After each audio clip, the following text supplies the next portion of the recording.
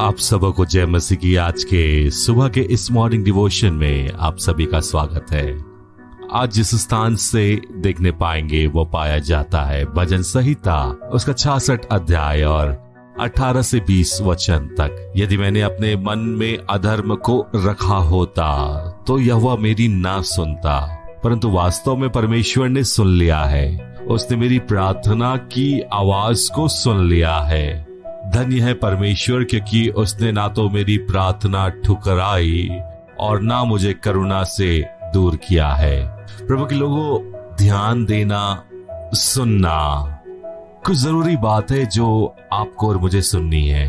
बहुत सारी आवाजें हमारे आसपास है, इतनी सारी आवाजें हमारे ध्यान के लिए प्रतिस्पर्धा करती है।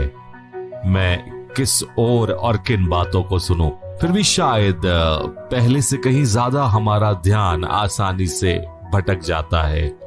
यदि कहें तो सोशल मीडिया पर, व्हाट्सएप पर, फेसबुक पर और न्यूज पर, पेपर पर बहुत सारी ऐसे माध्यम है जिनके द्वारा कुछ जानकारियां हम तक आती है। कुछ अच्छी और कुछ इस प्रकार से होती है जो हमें विचलित कर सकती है, और लगातार बदलती सुर्खियां हमारे ध्यान के विस्तार को कम करती है। जब हमारी प्रार्थनाएं विशेष रूप से हमारी सबसे निराशाजनक दलीलों का तुरंत उत्तर नहीं लेकर आती है, या जैसा हम चाहते हैं उसका उत्तर वैसा नहीं आता, तो हम सोच सकते हैं कि परमेश्वर का ध्यान हमारे साथ कैसा है, क्या वह सुन भी रहा है।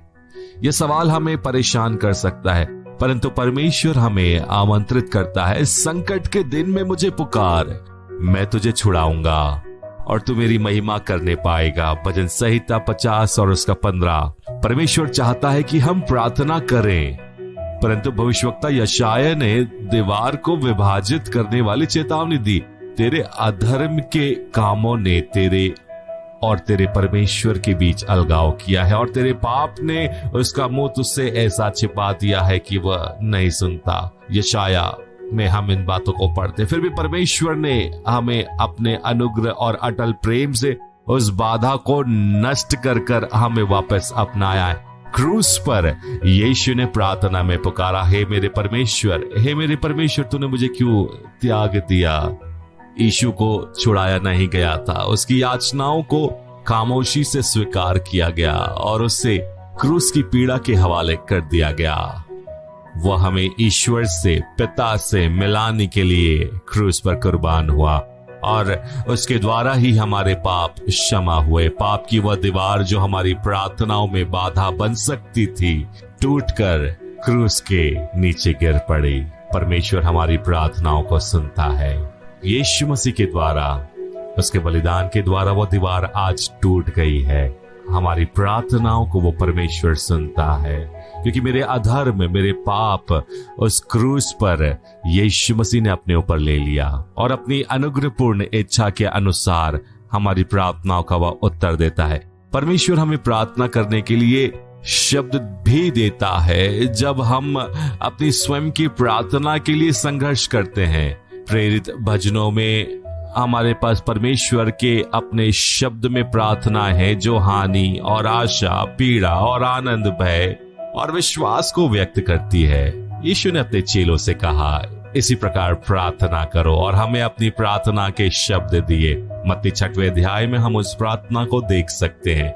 हमें इस बात से डरने की आवश्यकता नहीं है कि हमारी प्रार्थनाएं परमेश्वर की पवित्र इच्छा के अनुरूप है या नहीं है, क्योंकि आत्मा अपनी इच्छा के अनुसार हमारे लिए मध्यस्थता करता है। जब सभी शब्द हमारे सामने असफल हो जाते हैं, आत्मा आप ही आहें भर भर कर जो शब्दों से बाहर है हमारे लिए विनती करता है। रोमियो 8:26 में इस प्रकार से हम देखते हैं। हो सकता है कि हम हमेशा ऐसा महसूस ना करें कि परमेश्वर सुन रहा है, लेकिन हमें यह महसूस करने या कल्पना करने की आवश्यकता नहीं है, वह हमें सुनता है। हमारे पास प्रार्थना करने के लिए उसका निमंत्रण है और उसकी प्रतिज्ञा के लिए वह हमें सुनता है। वह हमें अपनी इच्छा के अनुसार और अपनी भलाई के लिए उत्तर देगा। जैसा कि भजनकार हमें स्मरण दिलाता है, देख इज़राइल का रक्षक ना ऊंघेगा ना सोएगा। दिन हो या रात, परमेश्वर हमारी प्रार्थनाएं सुनता है। वह हमेशा सुन रहा है। वह अपने अटल प्यार को हमसे कभी नहीं हटाएगा। तो हम प्रार्थना करते हैं, मैं तुझे पुकारता हूं क्योंकि हे परमेश्वर तू मुझे उत्तर देगा। अपना कान मेरी ओर लगा और मेरी बात सुन। भजन संहिता 17 के 6 के हिसाब से हम इस प्रार्थना को और आज के इस डिवोशन को प्रभु यीशु मसीह के नाम से हमारे लिए आशीषित कहकर मांगते हैं। प्रभु आप सभी को आशीष देवे।